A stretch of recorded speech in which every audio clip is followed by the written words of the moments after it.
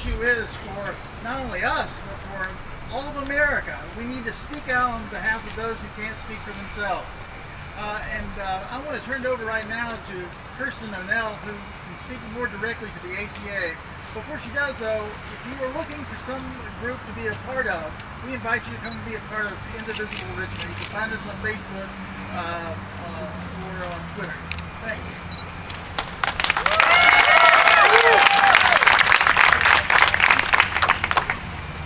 All right, welcome everyone. It's wonderful to see everyone out here. So, I've been seeing a lot in the news of just people kind of forgetting what it was like before the ACA, where it was, if you had a pre-existing condition that could have included like abnormal pap smear, it could be asthma, it could be anything, any number of basic illnesses or basic conditions that so many of us have. And that would result in none of us having health insurance. So it's wonderful to see everyone out here supporting the improvement of the ACA, because that's what we're advocating for. And I see a lot of people, a lot of signs out of, against the HSAs, since, obviously those kind of support just a certain class of people. Some of us can't afford an HSA or predict if there's catastrophic medical insurance. We don't want to go back to a time where the majority of Americans went into bankruptcy due to medical bills. That's just kind of horrible. As a society, we should support each other and try and make sure that we all actually live and survive, and we come together and support each other. Yes.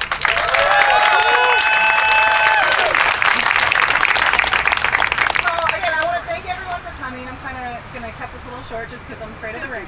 And we want to Or Senator Tim Kaine. all right. So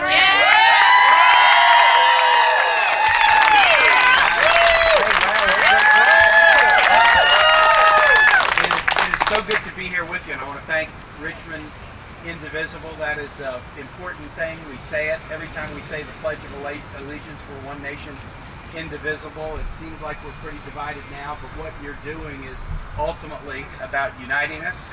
And so thank you for that. And you're leading on what I believe is the most important battle for us to win right now, which is to save the health insurance of tens of millions of Americans. This is one we have to win. We have to win. The Urban Institute did a study in December that said if the Republicans succeeded in repealing the Affordable Care Act, their plan, 30 million Americans would lose their health insurance, and tens of millions more would lose critical protections that they have. To put it in context, 30 million people is the combined population of 19 states. That's the number of people that would lose their health insurance if Republicans repeal the Affordable Care Act. And during the campaign, they said over and over and over again that's what they were going to do. And I want to tell you what you have done between January 3rd and today. And some of you were standing with us right here on the 15th of January when we did a rally. Here's what you've done. Here's what you've done. On January 3rd, when the new Congress came in, the Republicans' plan was just to repeal it. That was the plan. Within about 10 days, it was, let's do this. Let's repeal it and make the effective date a couple of years down the road, and then we'll come up with what's next in the middle. I call that the jump off the cliff and figure out how to land when you're in midair approach. Right. But that was the next iteration.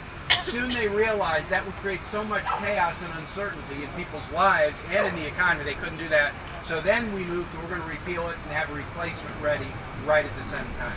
Now they've moved to, how in the heck are we going to replace this? And many are talking about, maybe we should be talking about repair. What I've said to them is, look, you can call it a replacement if you want. Let me call it a reform or improvement. I want to reduce the cost of prescription drugs for seniors, so I have some ideas.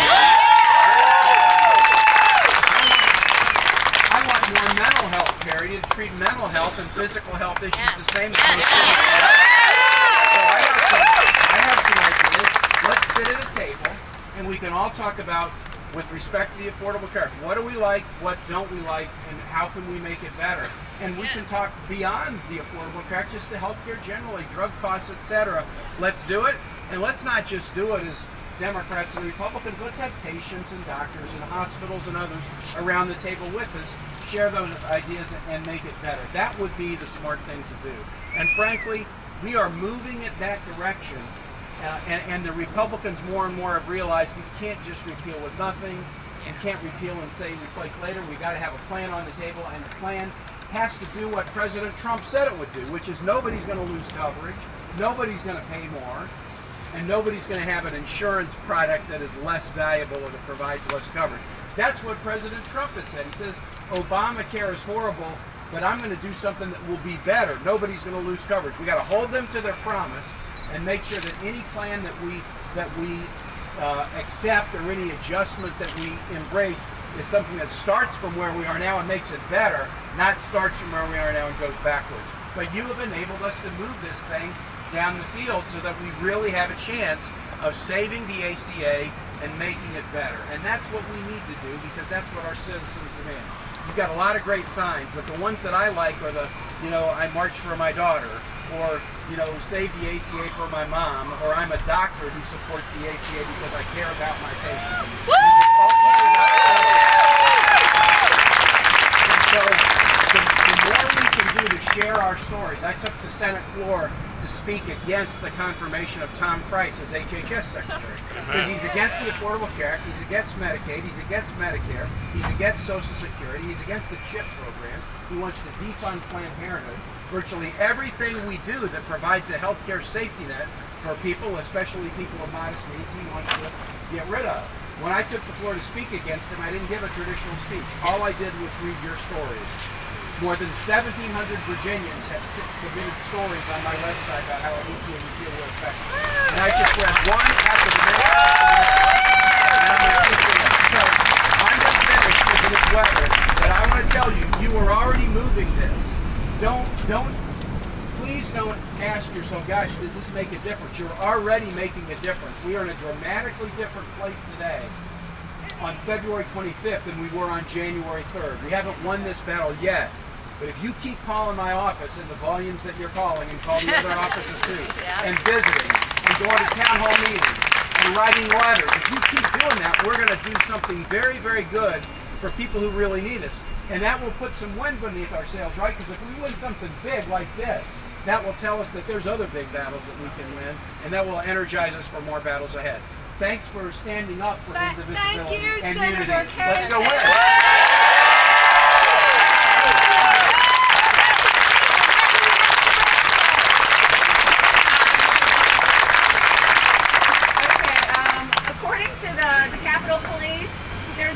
Lightning and hail right over there that's heading our way. Now, while it's not scary, it's unsafe, and I want to march, but I don't want anybody to get hurt. So, due to everyone's personal safety, we're going to cancel the march, and just, I'm sorry. We'll do it again. We're going to do it again. I'm going to have a march to save the EPA in a couple of weeks, and I expect that all your faces to be here.